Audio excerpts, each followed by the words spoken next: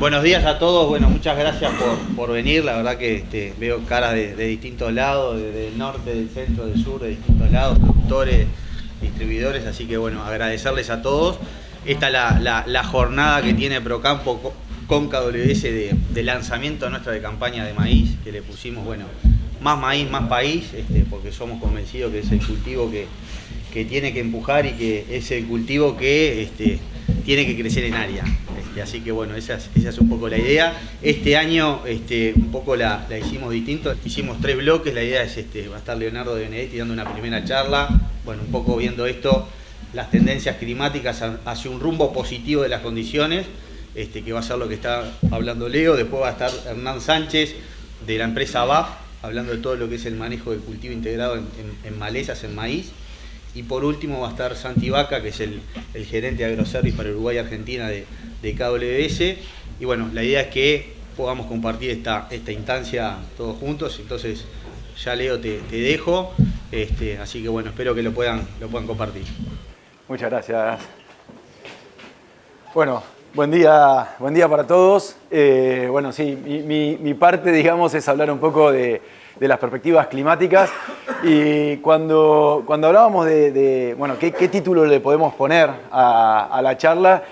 Justamente hablábamos hacia un cambio positivo de las condiciones, porque veníamos de 3 años bastante complicados y este año es un año totalmente diferente desde el punto de vista de la circulación general de la atmósfera. Después vamos a ver qué impactos eso puede llegar a generar. Así que agradecido a Procampo que me haya invitado, a la gente de KWS y bueno, y a ustedes fundamentalmente que estén acá presentes, porque bueno, la idea justamente es tratar de darles algo de información y esa información la tienen que recibir justamente ustedes para ver qué decisión empezar a tomar este año en particular. Siempre cuando hablamos de perspectivas climáticas y cuando uno tiene que hacer perspectivas de largo plazo, es muy diferente a los que son los pronósticos de corto plazo. No es lo mismo hacer un pronóstico qué es lo que va a pasar mañana o pasado que lo que va a pasar a lo largo de una campaña. No tiene el nivel de precisión que tiene un pronóstico de corto plazo, pero sí lo que tiene es un buen nivel de precisión en el tipo de comportamiento que podemos llegar a tener, que es en definitiva el que después nos ayuda a tomar una buena decisión. No es lo mismo un año que va a tener un periodo seco o un periodo de altas temperaturas o un periodo de grandes heladas con un año que puede tener al revés, una situación de grandes precipitaciones o de eventos severos o diferentes cuestiones. Y eso sí, en los pronósticos de largo plazo se pueden ver y se pueden tratar de analizar.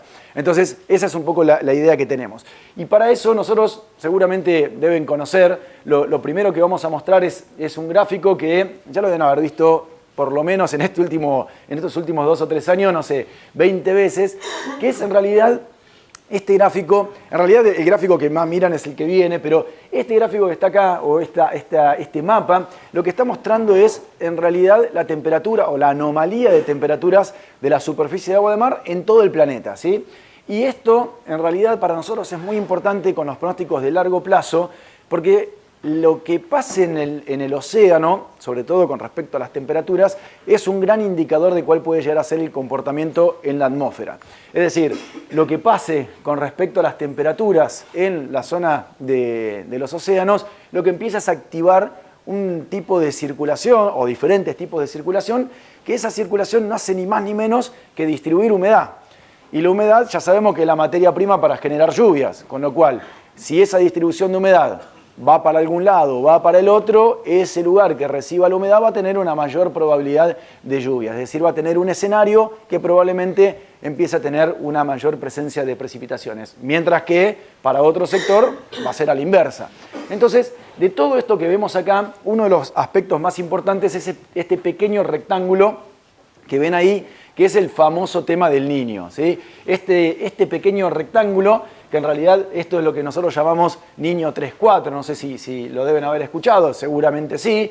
Las costas de Perú está la parte del Niño 1 y 2, pero en realidad la que mueve la circulación global, planetaria, y empieza a generar diferentes aspectos, que ahora lo vamos a mirar así a grosso modo, pero este pequeño rectangulito determina muchísimas cosas a nivel mundo. No solamente acá en Uruguay, ni en Argentina, ni en Sudamérica. A nivel planetario genera cambios significativos, porque este pequeño rectangulito que está acá lo que hace es activar algún tipo de circulación que puede motivar un aumento de la distribución de humedad, sobre todo en nuestra zona.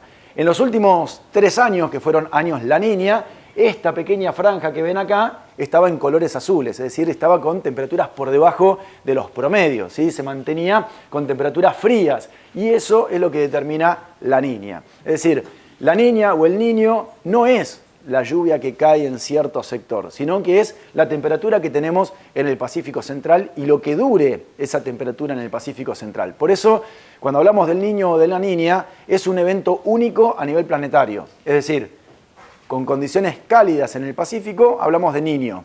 Pero es Niño para Australia, es Niño para Estados Unidos, es Niño para China y es Niño para Uruguay, ¿sí? Y La Niña, cuando esto está frío, es Niña para Uruguay, es Niña para Estados Unidos y es Niña para todo el planeta. Es un evento único, ¿sí? El año tal fue año Niña para todo el planeta. Ahora, los impactos que genera La Niña o el Niño son diferentes para cada punto del mundo, ¿sí? Entonces, no es que hay un evento que es positivo o un evento que es negativo. Es un evento que puede ser positivo para algunas zonas y negativo para otras zonas, pero el mismo evento en sí. Entonces, este gráfico, esto que están viendo acá es dato, ¿sí? Esto es temperatura de agua de mar, de hecho está tomado de hoy a la mañana, 23 de agosto, y esta es la temperatura que se está monitoreando en estos momentos, es decir, así está hoy los océanos del planeta, ¿sí? Entonces, con esa franja que ven ahí, se hacen este tipo de gráficos. Y este tipo de gráficos es el que deben haber visto ya por lo menos unas 80 veces en lo que va del año, y en estos últimos 3 años seguramente lo deben haber visto muchas más. Pero este gráfico que está acá, lo que nos muestra es la probabilidad de que se desarrolle o no un evento El Niño.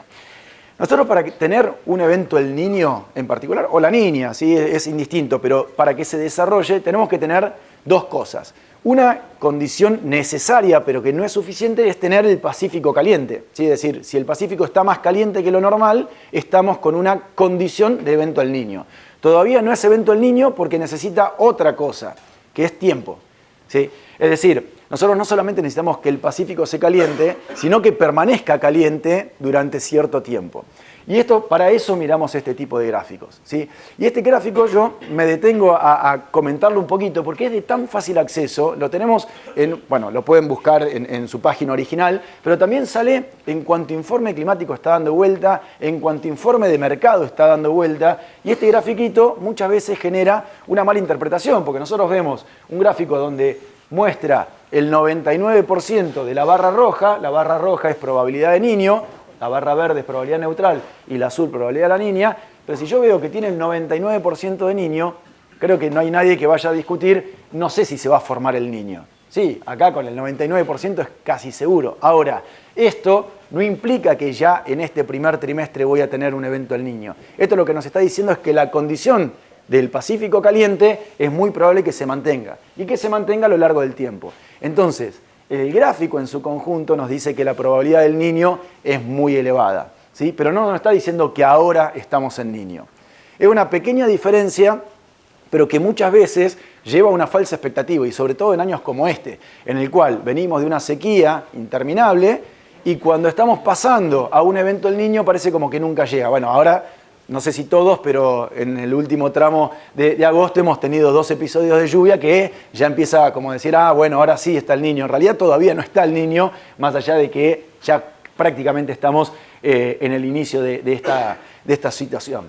Pero bueno, este gráfico, insisto, lo quería mostrar porque está en todos lados y me parece que es interesante que sepan que cuando agarren este gráfico o cuando lo vean a este gráfico, sepan qué es lo que están viendo, ¿sí? Y de hecho, este gráfico, así como se muestra, en realidad tiene información parcial. Está mucho mejor, si quieren seguir ahondando, cuando ustedes están tranquilos en sus casas y tienen un tiempito libre y quieren ver las perspectivas climáticas, muchas veces aparece este gráfico, pero es mucho más rico en información este otro gráfico. Y este otro gráfico lo que pasa es que es un mamarracho de líneas, entonces parece como que no se entiende demasiado. Pero en realidad este gráfico es el que construye el gráfico anterior. ¿Cómo es eso? Bueno, simple. Fíjense que acá hay un listado muy largo de diferentes modelos climáticos, ¿sí? Diferentes modelos climáticos que son Modelos climáticos, les diría que de la élite de los modelos climáticos. Tenemos Australia, Estados Unidos, Canadá, Alemania, todo el centro europeo, Japón, Corea, China, Francia, Inglaterra. Bueno, están los principales modelos a nivel planetario, ¿sí? Les diría que son los mejores modelos que podemos llegar a tener a nivel global. Con sus errores, con sus virtudes, pero es lo mejor que tenemos, ¿sí? No hay modelos mejores. Brasil está compitiendo con algunos de estos modelos, pero en general estos serían los principales. Cada una de estas liñitas es un modelo de estos que están acá, ¿sí? Y todos estos modelos participan en el gráfico anterior. ¿Cómo participan en el gráfico anterior? Bueno, muy sencillo. Fíjense, agarramos el trimestre agosto, septiembre, octubre. La línea punteada esta de 0,5 hacia arriba habla de condición niño. Entre 0,5 y menos 0,5 es condición neutral y menos de 0,5 es condición la niña. Entonces, si nosotros tomamos el primer trimestre, fíjense que están todos los modelos sobre la línea menos 1, ¿sí? Y si vamos, por ejemplo, al otro extremo, acá abril, mayo, junio, hay algunos que están en la parte del niño, la mayoría en la parte del medio, es decir, en condición neutral, y hay uno solo que cruzó la línea hacia la parte de la niña. Y fíjense, acá tenemos todos los modelos, ¿sí? Todos los modelos, salvo uno, por eso se ve ahí un 2%, un 1% de la barra verde y el azul es 0 directamente. Y cuando nos vamos al otro extremo, abril, mayo, junio, aparecen la mayoría en la situación neutral, algunos en situación niño y uno solo, o el 2%, en condición la niña, ¿sí? Entonces, este gráfico se construye con el otro. Y este gráfico no nos dice la probabilidad que se desarrolle el evento. Nos dice cuántos modelos están viendo o qué porcentaje de modelos están viendo que vamos a tener el evento El Niño. Me detuve un ratito para contarles eso porque, insisto, es un gráfico que se ve mucho, que tienen fácil acceso, entonces está bueno que cuando lo vean, y no solamente en esta charla, sino cuando lo vean a lo largo del año o de los años, puedan verlo e interpretar realmente lo que quiere decir. Y además, este gráfico también está bueno porque nos habla de la intensidad. ¿Cómo se mide la intensidad del evento El Niño?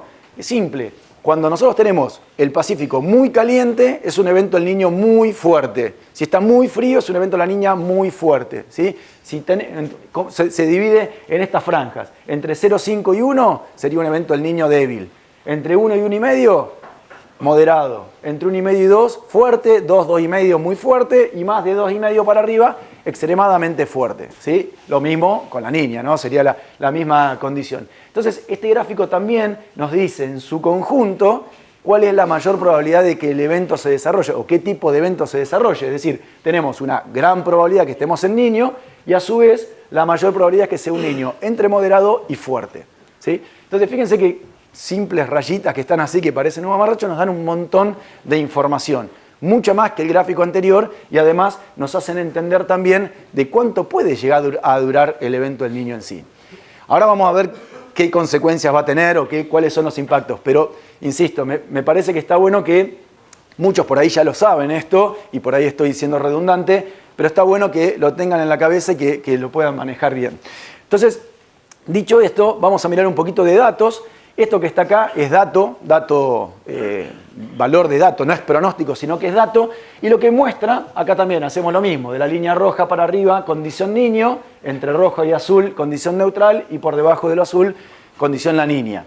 Entonces, si nosotros miramos, esto es la anomalía de temperatura. Nosotros tenemos boyas en el océano que están controlando y monitoreando todo el tiempo las temperaturas del Pacífico y van haciendo esto. Cada uno de estos puntitos es un día de temperatura, ¿sí? De temperatura promedio. Entonces, fíjense que esto también está tomado de hoy a la mañana y cuando vemos que a partir de fines de mayo, ¿sí? Cerca de fines de mayo, cruzamos la línea de condición niño, ¿sí? Es decir, nos pusimos de la parte cálida del mapa, ¿sí? Se empezó a poner rojo el mapa que habíamos visto antes. Bueno, entonces alguno me podría decir, bueno, entonces desde acá ya estamos en niño. No, desde acá ya tenemos la condición, ¿sí? Necesitamos que por lo menos, se mantenga cálido durante 3 meses para que empiece a activar la circulación del evento del niño. Por eso yo les decía, esto es condición necesaria, pero no suficiente. Nosotros tenemos que mantenernos por arriba de esta línea durante por lo menos 3 meses. En realidad, la teoría, la bibliografía, habla de que son 5 meses. Es decir, si acá estuviésemos hablando estrictamente de cuándo se puede declarar un evento del niño, deberíamos esperar 5 meses. Es decir, fines de mayo, fines de junio, fines de julio, fines de agosto, fines de septiembre, fines de octubre recién se podría declarar el evento del niño, de mantenerse siempre por encima de estos niveles. Para la parte práctica, que es la que nosotros nos afecta, porque nosotros necesitamos saber cuándo empieza a notarse la diferencia, ya con 3 meses se empiezan a notar cambios en la circulación. Entonces, nosotros ahora, fines de agosto, principios de septiembre, ya vamos a empezar a sentir una circulación totalmente diferente a la circulación que tuvimos en los últimos 3 años. ¿Sí? Entonces, esto me parecía también interesante mostrárselo para que vean que, por más que estemos más cálidos que lo normal, todavía no estamos en niño. Y muchas veces se habla, y por ahí se habla, y se genera una cierta expectativa, y más en años cuando tenemos tanta ansiedad de que empiece a llover, y cuando estábamos acá a fines de mayo ya se empezó a hablar del evento del niño como una cosa que iba a ser extraordinaria y que ya estaba presente. Bueno, no, en realidad no. Recién acá estábamos en el momento de transición, ¿sí? Y todo este periodo que estamos transitando es justamente un periodo de transición. Bien. Listo, vamos a ver a las consecuencias y lo que quieren ver. Imagino que esta parte es la más aburrida, obviamente, pero me parece que es interesante, insisto, porque estas cosas están en internet en cualquier lado. Ponen niño, pronóstico niño, y les va a aparecer alguno de todos estos gráficos. Entonces están de muy fácil acceso, entonces está bueno que lo puedan interpretar. ¿Sí? Bien. Sí, claro. No sé dónde está. La tendencia acá. ahí es creciente, ¿verdad? Sí. Pero los modelos te daban que se va acercando al neutral, o sea que en algún momento empieza a bajar la temperatura del océano. Sí, pero fíjate cuándo empiezan a bajar. En el trimestre del otoño. ¿Sí? Es decir, ahora estamos por acá. Nosotros deberíamos alcanzar el pico máximo a partir del verano, noviembre, diciembre, enero, febrero, y después empiezan a caer. Y pasaríamos a una situación neutral allá por el otoño que viene. Con lo cual casi completaríamos toda la campaña, o vamos a completar toda la campaña con la posibilidad de que se mantenga el evento del niño toda la campaña. Y para el invierno que viene entraríamos en una situación neutral. Bien. ¿Y por qué me pongo un poco pesado con el tema del niño y de la niña? Bueno, como les decía antes, tiene impacto a nivel global. Miren, este gráfico es un gráfico que está hecho por la NOAA. La NOAA es el Servicio Meteorológico de Estados Unidos. En realidad es el centro oceanográfico y atmosférico. Bueno, no importa, pero es un poco el que lleva la bandera de la comunicación en este tipo de situaciones. Y hizo este mapa conceptual, que es un mapa justamente conceptual, no es un mapa de dato preciso, pero sí es un mapa conceptual en donde muestra en colores marrones zonas con el impacto del niño de lluvias por debajo de lo normal, es decir, que el niño para muchos sectores genera sequía, y zonas verdes donde el niño genera lluvias por encima de lo normal, ¿sí? Es decir, el niño genera lluvias por arriba de lo normal en algunas zonas y por debajo de lo normal en otras. Por eso no es que el niño es bueno y la niña es mala, ni nada por el estilo. Depende de dónde estemos ubicados, nos va a beneficiar o perjudicar. Entonces, cuando vemos este mapa, por ejemplo, toda nuestra región, ¿sí?, se ve potenciada con el nivel de lluvias cuando tenemos un evento del niño.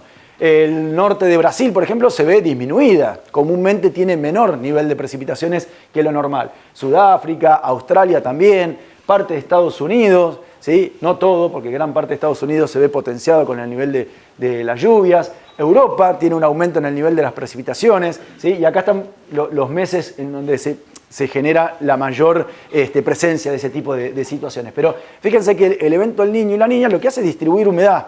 Lo lleva para un lado o para el otro, ¿sí? En año niño para algunos lugares, en año niña para otros. Entonces lo que hace es distribuir de manera diferente la humedad. Nada más que eso. Lo que pasa que, claro, en una zona en la cual está bien presente, con el niño tenemos estos colores verdes de lluvia por arriba de lo normal, con la niña nosotros en esta misma zona tenemos lluvias por debajo de lo normal de manera bastante marcada. Bien, dicho esto, esto es un poco los impactos a nivel global. Ahora vamos a tratar de mirar un poco las perspectivas de lo que supongo que la mayoría quiere saber, si va a llover o no va a llover, cuándo va a llover y cuándo no va a llover. Entonces vamos a tratar de mirar esa perspectiva. Yo voy a mostrar los diferentes mapas y una cuestión que es importante, ahora voy a mostrarlos, pero los mapas que yo les voy a mostrar, en realidad, lo primero que me van a preguntar, o que muchas veces me preguntan, es ¿a qué modelo hacen referencia? Y vieron que había un listado grande de modelos. Bueno, en realidad nosotros no tomamos un modelo en particular para hacer pronósticos, sino que tratamos de tomar un conjunto de modelos para tratar de ver comportamiento. Entonces agarramos una serie de modelos en la cual participan alrededor de 20 modelos, promediamos esos 20 modelos y los dibujamos, ¿sí? Entonces, eso que tratamos de hacer es porque hemos aprendido que en realidad, y sobre todo con estos modelos que son los principales modelos a nivel global, es mucho más preciso ver el comportamiento del conjunto de los modelos, ¿sí?, que ver un modelo individual. Por más bien que ande el modelo, por más buena performance que tenga el modelo, de todas maneras es mucho más certero, sobre todo en el largo plazo, mirar el conjunto de modelos. Entonces podemos ver riesgos, probabilidades, comportamientos, ¿sí?, ambientes más propensos a que se genere. Entonces ese es el objetivo de la charla. Entonces vamos a empezar a mostrar los mapas para que lo vean con un ejemplo gráfico. Yo corté el mapa para que nos centremos en nuestra zona en particular y empecemos a ver el comportamiento. Pero es importante, en realidad yo les tendría que haber mostrado el mapa un poco más grande para que vean también el comportamiento más al norte. Porque nosotros acá, en esta zona en particular, tenemos doble comportamiento. Por un lado, el aporte que hace el evento El Niño, que es el aporte que nosotros vamos a tener desde el sur de Brasil y de Paraguay, cuando empiece a prevalecer el viento norte, sobre todo en los meses más de verano, en los cuales la característica que esté sobre Paraguay y sobre Brasil las va a atraer sobre nosotros. Y por otro lado tenemos el aporte que pueda llegar a ser el Atlántico. ¿Cuál es la gran diferencia? El Atlántico, el aporte que hace el Atlántico, es un aporte esporádico. Es decir, para nosotros tener aporte de humedad desde el Atlántico se tienen que cumplir varias cosas. Por un lado, la temperatura del Atlántico tiene que estar más cálida y por otro lado tenemos que tener circulación del este, que no es habitual tener circulación del este. Con lo cual, se tiene que combinar que cuando tengamos circulación del este, el Atlántico esté cálido, ¿sí?, y ahí sí tenemos un aporte de humedad relativamente importante como para generar precipitaciones. Es decir, no todo depende del niño y de la niña, sino también depende de otros factores que son más locales. ¿Qué pasa? Cuando nosotros miramos tendencia de largo plazo, nuestra, llamémosle humedad noble o nuestra humedad que sea, que nos garantiza tener la humedad, es la humedad que viene del norte, ¿sí? La del este es más esporádica, nos puede potenciar o nos puede mermar una situación en particular. Entonces, ¿qué es lo que les estoy mostrando acá? Estos son modelos dinámicos, es decir, que tienen en cuenta todo, el niño, la niña, el Atlántico, el Pacífico, el Índico y la baja del noroeste argentino, el anticiclón semipermanente. Tienen en cuenta todos los factores, no solamente el niño y la niña. Por eso son modelos dinámicos. Lo que hacen es tomar la situación actual y proyectarla a futuro, ¿sí? Entonces lo que vemos acá es justamente una combinación de todo eso y el resultado de lo que puede llegar a ser las precipitaciones. Acá al costadito está la escala, que ya sé que está chiquita, borrosa, lo hago a propósito un poco, para que no estemos en el detalle de ver cuántos milímetros va a caer. ¿Por qué? Porque no nos sirve mirar en pronósticos de largo plazo cuántos milímetros va a caer, porque eso es decirles una mentira, ¿sí? Lo vamos a intentar hacer, lo voy a mostrar, vamos a tratar de verlo, pero en realidad no hay que basarse en cuántos milímetros van a caer, porque ustedes saben bien, y sobre todo en años como los que pasamos, en los cuales un chaparrón son todos más o menos de la zona, ¿verdad? Estamos hablando de un radio de 100 kilómetros o hay gente que está más lejos. ¿Más o menos? ¿Sí? Pueden hablar, ¿eh? Bueno, vamos a suponer. Entonces, sabemos bien que el año pasado teníamos un chaparrón que ligaba uno solo y el resto la veía pasar, con suerte ligaba alguno. Entonces, esos chaparrones que eran muy puntuales, si yo vengo acá y les digo que va a llover 30 milímetros, 40 milímetros o 70 milímetros, la pregunta sería, ¿para quién van a ser esos 30, 40? Si sabemos que la lluvia de por sí es bastante errática. Entonces, la idea no es tratar de ver exactamente cuántos milímetros van a caer, sino tratar de ver cuál es el comportamiento, ¿sí? Entonces, vamos a ver este mapa con acumulados de lluvia, en este caso para el mes de septiembre, tratando de visualizar 4 tipos de rango, ¿sí? Los colores celestes y azules, que acá no hay en este mapa, son lluvias por debajo de los 40 milímetros, entre 50 y 90 los colores verdes, entre 100 y 150 los amarillos y naranjas, y ya de los rojos para arriba son más de 150 milímetros, ¿sí? Entonces, siempre hago un ejemplo muy tonto, pero para que se entienda, supongamos que en vez de estar amarillo, todo esto esté pintado de celeste, ¿sí?, de estos colores. Entonces, la discusión podría ser, ¿cuánto va a llover? ¿10, 12 20 o 25. Y en realidad si llueven 10 o 25, estamos haciendo un error bastante importante, ¿no? Porque si yo digo 10 milímetros y caen 25, la erré por el 100%. ¿Sí? Estamos hablando de más del doble que va a caer cuando hicimos un pronóstico de 10 milímetros. Pero sin embargo, si nosotros tenemos todo celeste, ¿sí? Nos está indicando que las lluvias van a ser pobres, ¿sí? Que no van a superar los 30, 40, ¿sí? Difícilmente alguien reciba 50 milímetros. Ese es el concepto que nos tenemos que quedar. Es decir, ¿en qué rango vamos a estar? ¿Lluvias escasas, lluvias moderadas, lluvias importantes o lluvias excesivas? ¿Sí? Ese es un poco el panorama que tenemos que ver en este gráfico en particular.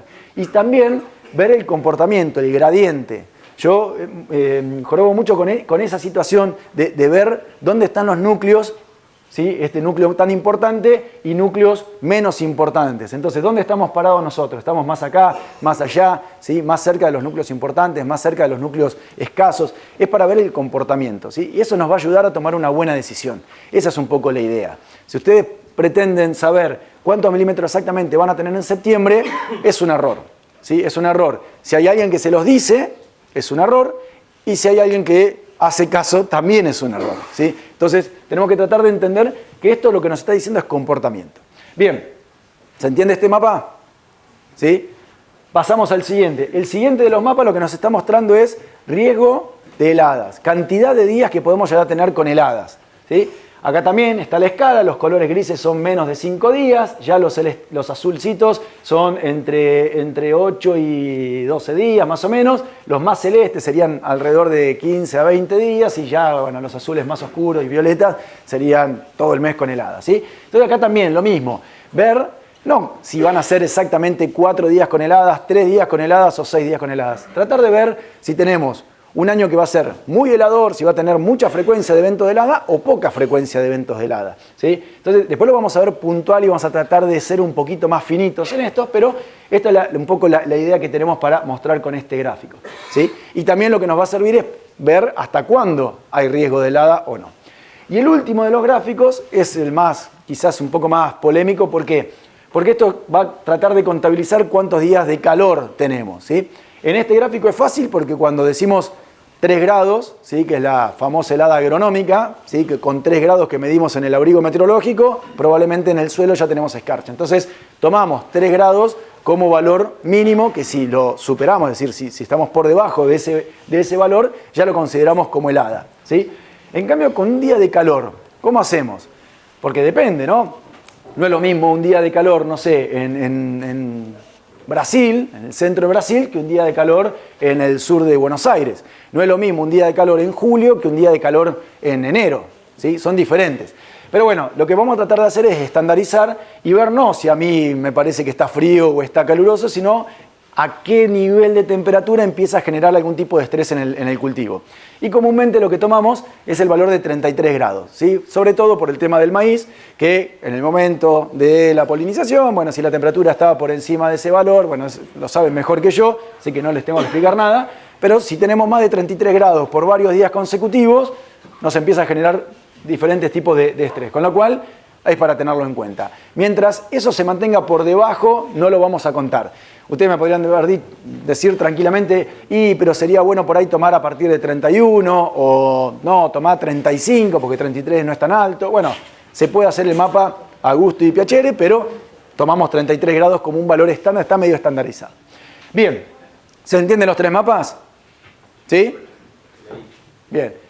Ahora vamos a ir más rápido, ¿sí? Tratando de ver mes a mes cuál es la evolución y al final vamos a tratar de ver algo un poquito más puntual. Pero en definitiva, fíjense que estamos en una situación de cambio, un cambio total, ¿sí? Este mapa el año pasado no se veía ni de cerca, ni siquiera la promesa, es decir, los pronósticos no terminan de dejar de ser una promesa de tendencia.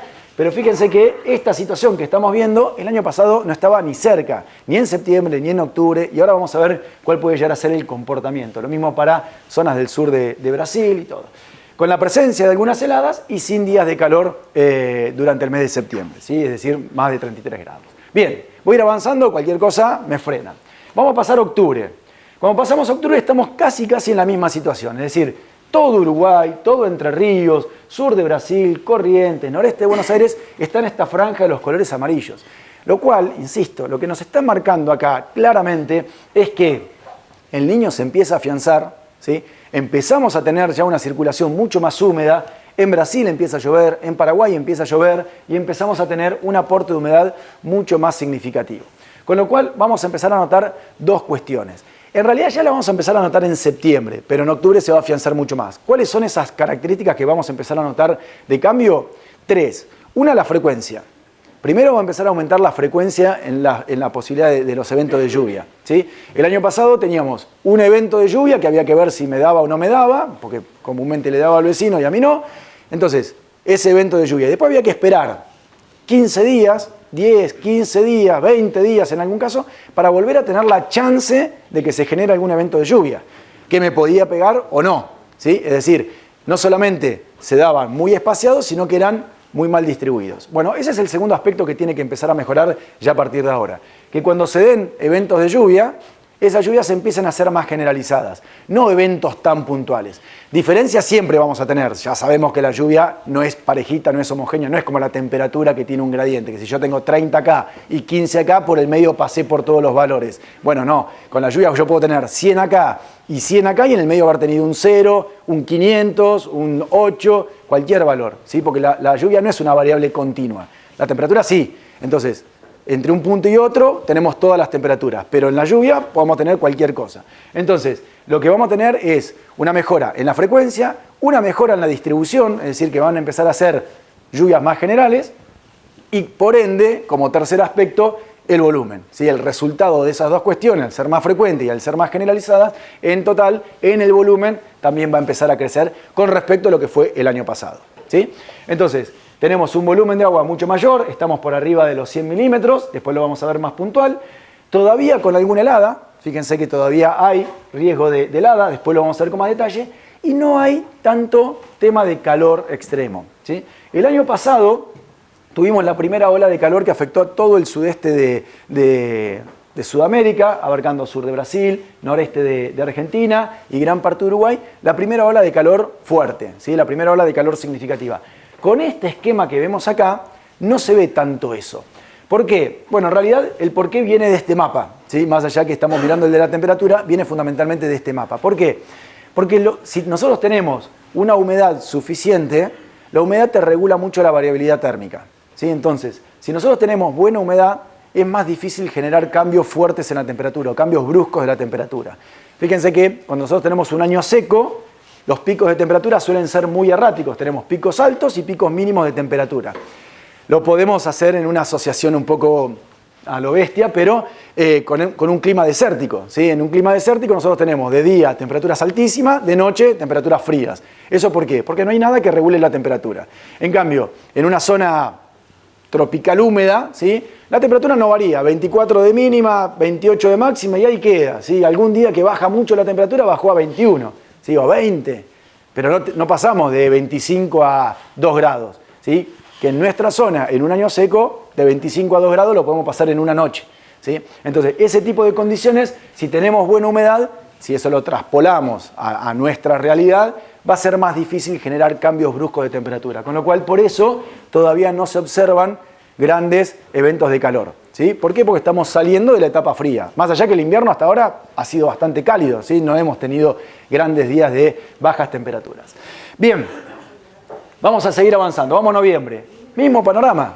Fíjense cómo toda esta porción del mapa, que si yo lo amplío un poco más, todo esto sería en color rojo, ¿sí? Tenemos todo Paraguay, todo el sur de Brasil en color rojo, lo cual nos está haciendo un gran aporte. ¿Por qué? Porque nosotros en verano principalmente tenemos componente de viento del sector norte, más allá que comúnmente puede llegar a ser del noreste, del noroeste, del oeste, bueno, pero también tenemos un importante componente del norte y esa humedad llega a nosotros de manera mucho más significativa, ¿sí? Entonces, con esto lo que nos está garantizando es un volumen de agua mucho mayor. Ya sin eventos de helada, estamos en noviembre, lo cual está medianamente dentro de los parámetros lógicos y ya empiezan a aparecer los días de calor mucho más significativos, ¿sí? Acá sí, ya los días de más de 33 grados empiezan a aparecer, con lo cual la primera ola de calor medianamente significativa probablemente la tengamos en noviembre, ¿sí? Después lo vamos a ver en otro cuadrito con más detalle, pero ya este mapa nos está indicando la posibilidad de tener alguna ola de calor en el mes de noviembre. Cuando paso a diciembre, y miramos diciembre también. Fíjense que no solamente si me quedo en Uruguay, fíjense toda esta parte del mapa, cómo se ve mucho más naranja, digamos, con un nivel de lluvia mucho más significativo.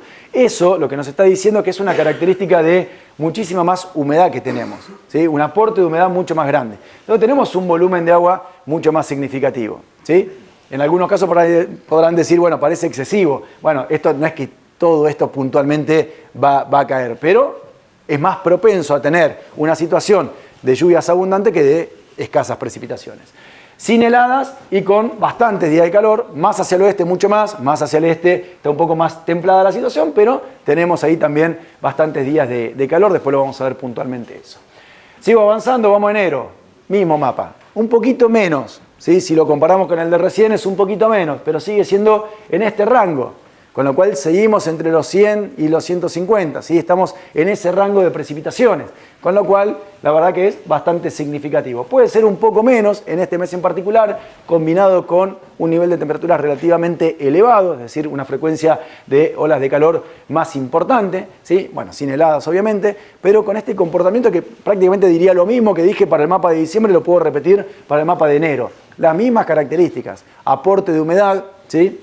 En el cual vamos a tener esa garantía del aporte de humedad desde el norte, ¿sí? Algo que también nos puede aportar desde el este, con lo cual hay una situación de mayor contenido de humedad mucho más importante que el año pasado, que el año anterior, ¿sí? Mayor frecuencia, mayor intensidad de los fenómenos y todo. Si paso a febrero, lo mismo. Casi que estamos copiando los mismos mapas, fíjense que no hay variación, estamos hablando siempre del mismo rango. Cosa que el año pasado, a ver, yo hace 3 años que no muestro un mapa parecido a esto, ¿sí? Me han llegado a preguntar de por qué hacía la escala tan alta si nunca llovía más de 60 milímetros, 70 milímetros. Entonces, ¿por qué? Porque eran todos mapas verdes, azules, algún amarillito que aparecía por ahí, ¿sí? Acá, al revés, estamos siempre en este rango. Fíjense que hasta ahora nunca vimos un celeste sobre nuestra zona. Los celestes lo vamos a ver más de este lado, ¿sí? Entonces, fíjense que en febrero todavía sigue habiendo un nivel de lluvias relativamente importante. También con temperaturas importantes, esto es normal, ¿sí? O por lo menos relativamente cercano a lo normal, pero bastante caracterizado por la presencia de días calurosos, ¿sí? Con lo cual hace un balance también, ¿no? Porque no solamente es lo que cae, sino también lo que evapora, ¿sí? Y lo que tenemos pensando en cómo venimos, ¿no? Si venimos de una situación de pocas precipitaciones, bueno, cómo puede llegar a ser también la física del suelo, porque eso también hay que tenerlo en cuenta, ¿no? No es solamente lo que cae, sino también lo que absorbe, lo que genera y todo lo que escurre y todo lo que viene asociado. No es que si caen 100 milímetros tengo 100 milímetros guardados, es diferente. Pero bueno, entonces esto sería el aspecto para febrero. ¿Sigo avanzando? ¿Vamos bien? No están muy contentos. Miren marzo. Bueno, por lo menos murmuraron algo. Bien. Este lo puse a propósito para ver si generaba algún punto de impacto. Bueno, acá también, fíjense que está mostrando un nivel de lluvias mucho más importante. Ahora lo vamos a ver qué nivel de probabilidad hay también de este volumen de agua tan significativo, ¿no? Porque acá está mostrando un nivel de agua ya muy considerable. Estamos hablando de más de 150 milímetros, lo cual es muy importante. Pero estos núcleos así como están acá, no significa que va a caer todo en toda la región, sino que es una zona que tiene una situación bastante propensa a generar importantes lluvias. Sin heladas y con días de calor que aflojan bastante. Ese mapa de temperaturas también es muy significativo, sobre todo por lo que vivimos en el último marzo, que fue un mes muy caluroso, con mucha frecuencia de días de calor, y este año no se ve tan extremo como fue el año pasado. Comúnmente con los años La Niña, nosotros tenemos, lo voy a decir poco técnico, pero tenemos como desplazadas las estaciones. ¿Vieron que es como que se extiende el invierno, se extiende la primavera y se extiende el verano? Bueno, el año pasado fue una situación extrema porque diciembre fue un mes primaveral en cuanto a temperaturas y marzo fue un mes de verano, ¿sí? Comúnmente no llega a ser tan extremo, pero bueno, el año pasado fue un ejemplo de que puede llegar a serlo. En realidad, ¿qué es lo que sucede habitualmente? Enero es el mes más caluroso, febrero en un segundo escalón, diciembre en un tercer escalón y marzo en un cuarto escalón. Bueno, esa sería la distribución normal, digamos, de las temperaturas, de las altas temperaturas en el verano. El año pasado fue enero y febrero muy parejito, marzo y diciembre, ¿sí? Eso comúnmente no sucede. Eso probablemente, o una distribución similar, sería este año, con un enero y febrero, segundo escalón diciembre y tercer escalón marzo. ¿Sí? Ahora lo vamos a ver en un gráfico. Pero bueno, eso también es importante porque no tendríamos el pico tan elevado de temperaturas en el mes de marzo en particular. Y ya ahora voy a mostrarles abril y mayo más anecdóticamente que otra cosa, porque nos sirve de guía para tener en cuenta, pero ya abril y mayo hay que tomarlo con muchísimas pinzas. Es decir, el pronóstico a medida que nos vamos alejando va teniendo dispersión, ¿sí? Es decir, acá se acuerdan que habíamos dicho al principio que lo que hacemos es un promedio, ¿sí? El promedio. Pero el promedio es, por ejemplo, si hay uno que da 0 y el otro da 100, el promedio es 50, ¿sí? Pero ese 50 no es lo mismo que un promedio de 45 y un promedio de 55. El promedio también da 50, ¿sí? Pero de dos modelos, uno da 0 y otro da 100, tenemos muchísima dispersión. Cuando dos modelos dan 45 y 55, la dispersión es muy chiquita, con lo cual el 50 es mucho más representativo que el 50 que el otro promedio, ¿sí? No sé si se entiende, si fui medio un trabalengua, pero en realidad lo que pasa es eso. El promedio puede ser una cosa, pero la dispersión es otra. Ahora vamos a tratar de ver también la dispersión un poquitito para ver qué tan real puede llegar a ser esto o no.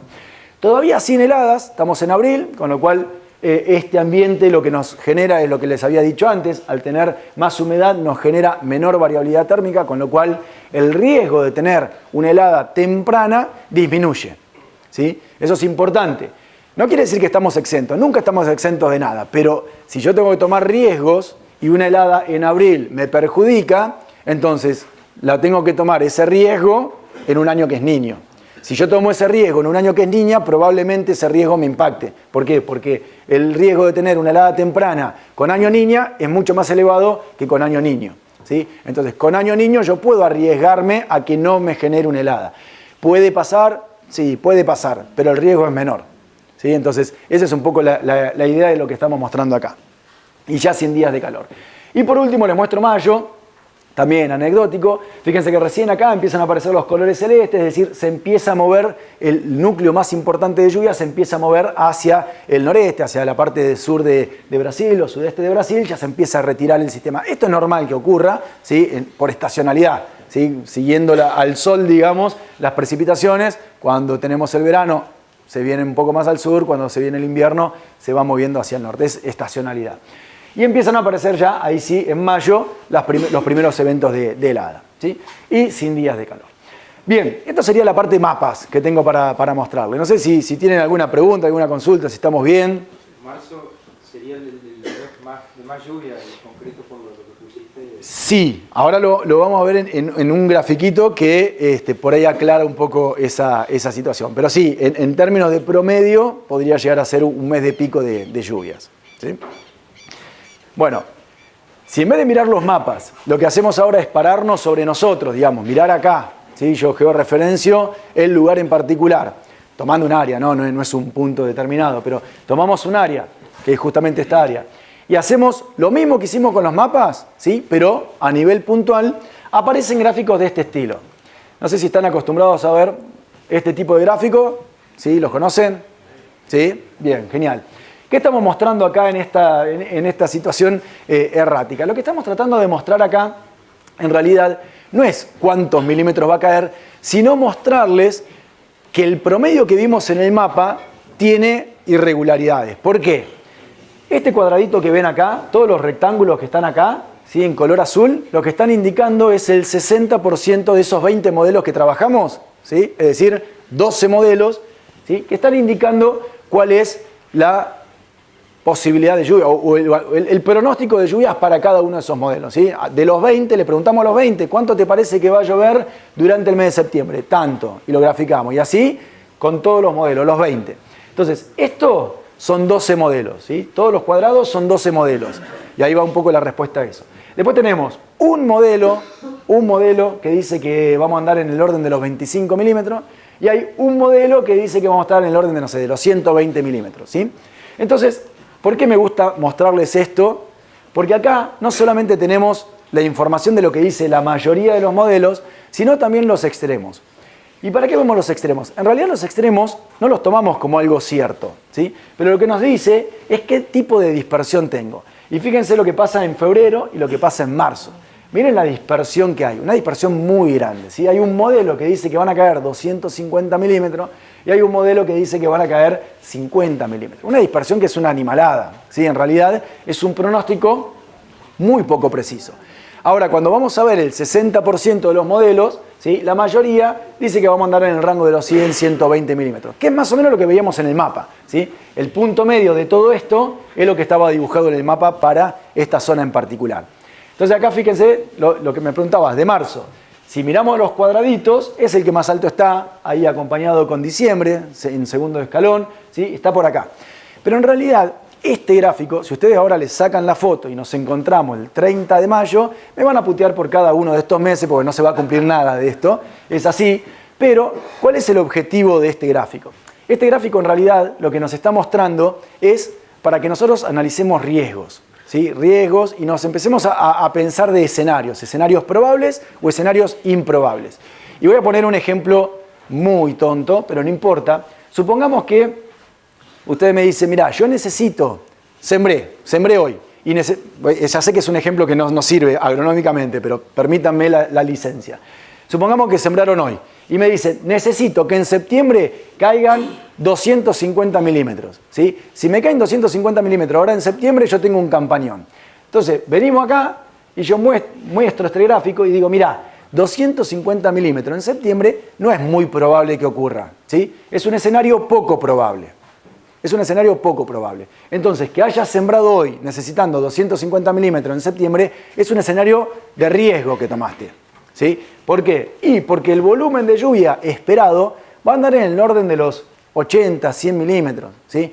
Puede ser que tengas un 120, que agarres un chaparrón un poco más fuerte y llegues a 150 porque justo se te formó una nube acá y cayó un volumen importante. ¿Qué pasa? De hecho, no hace mucho pasó. Entonces, que tengamos un evento puntual que sea mucho más significativo, te puede mover esto. Ahora, que vos necesites 250, ¿sí? Cuando en realidad el promedio está en el orden de los 80-100, es un escenario arriesgado. Entonces, eso es conceptualmente lo que yo quiero mostrar con este gráfico. Yo en realidad no debería mostrar este tipo de gráfico. ¿Por qué? Y porque cualquiera me puede decir, che, vos dijiste que iba a llover entre 80 y 100 y me cayeron 150, le erraron. Y tiene razón. Tiene razón, o al revés, vos me mostraste entre 80 y 100 y cayeron 35, le erraron. Es verdad, le erramos. Ahora, ¿qué podemos pensar con esto? Que vamos a tener un volumen de lluvia en el cual nos permite tener algún tipo de decisión, ¿sí? Ese es un poco el objetivo que queremos mostrar con este gráfico en particular, ¿sí? Es decir, si yo necesito 0 milímetros en diciembre, con este escenario que tenemos, 0 milímetros es poco probable, ¿sí? Haciendo la inversa de lo anterior. Yo necesito que no llueva nada en diciembre. Bueno, no es un escenario probable. El escenario probable es que tengas una lluvia medianamente significativa. 100, 120, 150, ¿sí? 0 va a ser difícil. En un escenario como el del año pasado, era totalmente opuesto a esto. ¿Era probable tener 100 milímetros, 130 milímetros? Era poco probable. ¿Y qué era más probable? Y tener 10, 20, 50 en algún caso, ¿sí? Eso era un poco lo que queríamos mostrar con este gráfico. No para que anoten, acá voy a tener 90, acá voy a tener 100, acá voy a tener 130 y así. ¿Por qué? Porque si van a tomar una decisión con ese valor absoluto, no les va a servir, ¿sí? Ahora, si ustedes miran el panorama, sí les puede servir. Por ejemplo, algo que nos puede llegar a pasar, ahora vamos a ver otro. Si ustedes necesitan un momento en el cual las lluvias sean más importantes para meter ahí un periodo crítico, bueno, tratamos de ajustar en eso. ¿Para qué otra cosa sirve esto? Y bueno, por ejemplo, yo puedo tomar una decisión de decir, bueno, este año, ¿cómo se presenta? ¿Más bien lluvioso, más bien seco? ¿Puedo llegar a hacer una mayor apuesta o una menor apuesta? ¿Es un año para que pueda llegar a invertir un poco más porque me va a dar rédito? ¿O es un escenario totalmente seco, que yo lo que invierta lo voy a perder? Entonces, ese tipo de cuestiones con esa intención está hecha este gráfico, ¿sí? Que ustedes digan, bueno, es un escenario en el cual, si yo pongo un poco más, no sé, voy a decir cualquier cosa que ustedes conocen mucho mejor, si aumento la densidad, si hago un ciclo más largo, un ciclo más corto, si me corro en la fecha, no sé qué, puedo potenciar mi producción, ¿sí? O puede ser un escenario en el cual, al revés, ustedes digan, che, en este año voy a ser lo más defensivo posible porque el escenario no pinta bien, ¿sí? Entonces, con esa intención está planteado este gráfico. Ver si pueden ser un poco más agresivos, más defensivos, si pueden ser más conservadores, más para adelante, ¿sí? Ese tipo de cuestiones. Simplemente con eso. ¿Se entiende? ¿Sí? ¿Me van a putear en mayo? Bien. Y lo mismo podemos hacer, y ya con esto cerramos, así que vamos bien. El tema de las temperaturas. Lo mismo que hicimos con las lluvias, con las temperaturas, pero en vez de mirar ese tipo de barras, miramos este otro. Es lo mismo, en definitiva. Acá tratando de contabilizar cuántos días podemos llegar a tener para ver probabilidades, ¿no? Entonces, por ejemplo, ¿se acuerdan el mapa? La barra, la azul sería la helada agronómica, es decir, menos de 3 grados, pero más de 0. Y la violeta sería menos de 0. ¿Sí? Entonces vemos que en septiembre todavía podemos llegar a tener heladas fuertes, ¿sí? Heladas de menos de 0 grados. Y, bueno, varios días con temperaturas entre 3 y 0. Con lo cual, en el total, que era lo que se veía en el mapa, estamos hablando de unos 5 eventos con heladas. ¿Qué pasa en octubre? En octubre todavía tenemos la chance de algún evento, ¿sí? Fíjense, sobre todo una helada agronómica. Es baja la chance, pero ya empezamos a tener como última opción. Y ya en noviembre, prácticamente nula la probabilidad de tener eventos de helada, ¿sí? Y después tenemos las barras amarillas, que son 30 grados, que no es representativo, y 33 grados, que era lo que veíamos en el mapa. Y fíjense, tenemos enero, febrero en un segundo escalón, diciembre en un tercer escalón, y en cuarto escalón el mes de marzo. Esto es más normal, ¿sí?, que ocurra, ¿sí? Esto es más parecido. El año pasado teníamos enero y febrero muy parecido, y esta altura en diciembre la teníamos en marzo, y en diciembre un poco menos. ¿Sí? Eso se dio el año pasado. Este año está un poquito más ordenado, lo que es más típico que ocurra, que marzo no sea tan caluroso. Y por último, mirando allá, nos muestra cuándo podemos ya tener el primer riesgo de helada. En abril es baja la probabilidad, en mayo ya muy probable que tengamos el primer evento de heladas. Entonces, bueno, con esto, mostrando mapas, mostrando gráficos, era un poco lo que les quería contar en resumen de lo que se espera a lo largo de la campaña. Fundamentalmente, dos cuestiones. Yo dividí la charla en dos. Una primera parte que es más informativa y la otra es ir un poco más a los pronósticos, pero con la intención de que, insisto, como no nos vemos todos los días, lamentablemente, me encantaría que nos juntemos, pero ustedes tienen el acceso a toda la información que vimos al principio, el niño, la niña, tendencias y todo eso. Entonces, que puedan aprovechar mirándolo y por ahí no hacerle tanto caso a esos titulares que yo, porque defiendo la meteorología, pero aparecen todos los rubros, aparecen en cualquier rubro esos títulos amarillistas que vamos a ir a un evento extraordinario del niño, de la niña y qué sé yo, nunca antes visto. En realidad no hay tanta información y no tenemos modelos tan precisos como para poder estar pronosticando catástrofes de acá a 7 meses, ¿sí? Entonces, ese tipo de cuestiones, por ahí son las típicas frases en las cuales, si la pego, se van a acordar de mí y si no, nadie se acuerda, ¿sí? Entonces, ese tipo de cuestiones por ahí está bueno que las podamos filtrar sabiendo que en realidad la información es esa. Los gráficos que vimos al principio son objetivos, ¿sí? Es un modelo que procesa información y grafica, ¿sí? No hay intencionalidad, no hay plata que esté tratando de decir, bueno, entonces si ponemos esto va a vender más semilla o menos semilla. No hay intencionalidad de nada. Está el gráfico y es un gráfico objetivo. Y ahí lo que muestra es un niño entre moderado y fuerte, ¿sí? Nadie habla de fenómeno extraordinario. Que los impactos pueden llegar a ser significativos, es cierto, hay una buena tendencia a aumentar el nivel de lluvias, pero por ahí no dejarnos llevar con esos títulos amarillistas que lo único que intentan hacer es tener o más seguidores en las redes, o más clic en mi página web y ese tipo de cuestiones. La información está, la podemos ver y por eso me parecía interesante mostrárselas. Y después la segunda parte, bueno, ya viendo los pronósticos, que insisto, son promedios de diferentes modelos mostrando algún comportamiento probable de la atmósfera de acá a los próximos 9 meses. Así que espero que les sirva, que sea una herramienta de trabajo. Yo siempre insisto que los pronósticos del clima sean eso, sean una herramienta de trabajo. Muchas veces pasa que cae un buen chaparrón y decimos, bueno, voy a salir ahora aprovechando la humedad que tengo. Pero también traten de mirar si ese chaparrón no va a ser el último de la campaña, por ejemplo. ¿Sí? ¿Por qué? Porque si ese chaparrón es el último de la campaña, lo que yo siembro hoy lo voy a perder.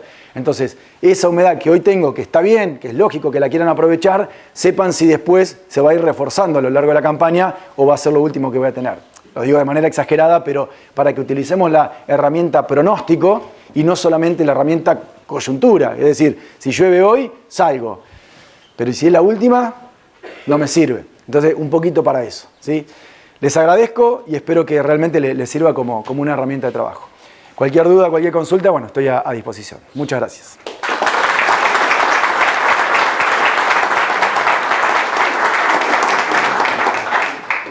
Sí.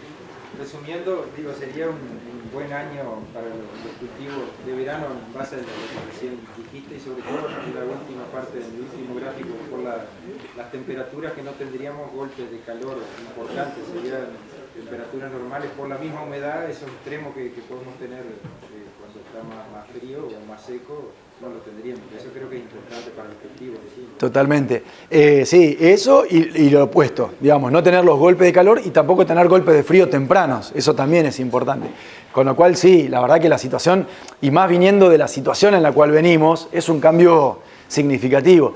Imagínense que nosotros comúnmente, esto no es una regla, no lo tomen como regla, pero comúnmente vienen intercalados los años, ¿sí? Tenemos un año niña, neutral niño, neutral niña. No es así porque de hecho hemos tenido 3 años consecutivos la niña. Pero al tener estos cambios de pasar de 3 años consecutivos la niña a un año niño, el efecto se ve como hasta potenciado. De hecho, si nosotros miramos lo que fueron los modelos en pronóstico, fueron ajustando constantemente los pronósticos, el volumen de lluvia y todo. ¿Por qué? Porque pasamos de una situación en la cual venía chatísimo de lluvias y solamente con núcleos a pasar a tener eventos generalizados. Entonces eso también va haciendo que los modelos vayan, porque los modelos miran tiempo pasado y de ahí proyectan. Entonces ese tipo de cimbronazo así, de pasar de niña a niño tan bruscamente, también genera ese tipo de incertidumbre. Entonces este cambio, obviamente que viene muy potenciado después de 3 años consecutivos de seca, a pasar a tener un año niño considerable, por lo menos moderado, hasta podría llegar a ser fuerte. Sí. Los pronósticos de muy corto plazo, 3 días, 5 días, 10 días, ¿qué precisión tienen? Porque lo que estamos viendo es que están pegando cualquier cosa. Bueno, a ver, los pronósticos de corto plazo, mirá, yo en realidad podríamos discutirlo, pero en realidad tienen un nivel de precisión muy bueno, a 24 horas. Yo siempre hago el mismo ejemplo. Hace 20 años, no estoy hablando de 100, 20 años, la pregunta era, ¿mañana irá a llover o no? Y la respuesta era sí o no. Hoy en día a mí me preguntan, ¿mañana va a llover? Sí. ¿Cuánto? 30 milímetros. ¿A qué hora? A la tarde. ¿Todo junto? Y no, desde la tarde hasta la madrugada siguiente. Entonces, siempre hay más.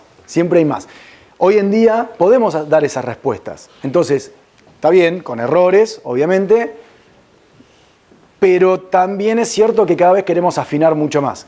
Y a veces nos tenemos que conformar con lo que se puede hacer y nosotros queremos más, lo que no se puede hacer. Entonces, ese tipo de cuestiones por ahí es la que nos llevan a tratar de satisfacer, digamos, al cliente y decirle, mirá, va a llover tantos milímetros a tal hora y con tanta intensidad, y eso lleva a un error. También es cierto que en los años, sobre todo en los años secos, es mucho más difícil hacer pronósticos. ¿Por qué? Porque vos tenías un pronóstico de lluvia y después no se daba. Ahora, no se daba o se daba en algún lugar y en otros no. Eso también pasó mucho. Pasaba que vos tenías un pronóstico de lluvia para cierta zona y por ahí caía en un lugar determinado y el resto no veía nada. Entonces, ese tipo de años hay mucho mayor error que en este tipo de años que las lluvias van a ser más generalizadas.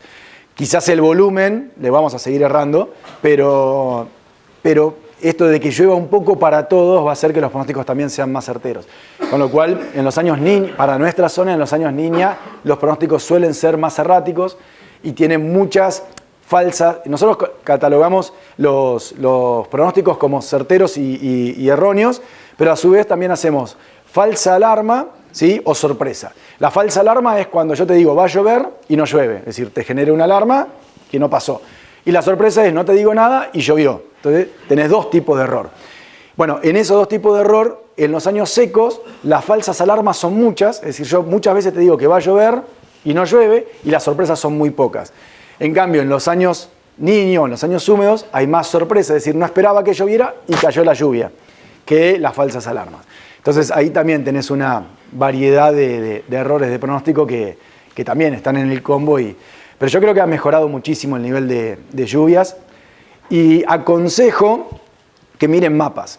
Estamos muy acostumbrados a la aplicación, seteo el lugar donde estoy y miro y me dice 4 milímetros, 10 milímetros para el punto. Lo miro a la hora y cambió. ¿Y por qué cambió? Y en realidad porque lo que está cambiando por ahí es que el núcleo se desplazó 50 kilómetros más al este o más al norte. Entonces, en realidad, ¿cambió el pronóstico? No cambió, la situación sigue siendo la misma. Y por ahí nosotros estamos muy acostumbrados a mirar el punto y no sabemos qué es lo que está mostrando alrededor. puede ser que esté mostrando 5 milímetros, pero con un núcleo al lado de 150 y yo estoy justo en el borde. Si eso se mueve 10 kilómetros más al este o más al oeste, yo voy a tener en vez de 5, 40. Y van a decir, ¿cómo le erró? Y en realidad no le erró. Estábamos en la zona en la cual era posible tener un volumen mucho mayor, porque estábamos en el borde de un núcleo de lluvias muy importante. Por eso yo, si pueden, casi todas las aplicaciones tienen la georreferencia y después tiene al lado que lo pueden ver en mapa. Siempre en mapa es mucho más acorde a lo real porque nos da una idea de la noción del comportamiento, ¿sí? Entonces por ahí está bueno ver mapas y no tanto... Es mucho más sencillo ver el punto, ¿no? Obviamente, pero si bien vemos mapas vamos a poder ver mejores probabilidades. No sé si satisface, pero todavía queda mucho por mejorar en meteorología, por suerte, pero hemos avanzado bastante, la verdad.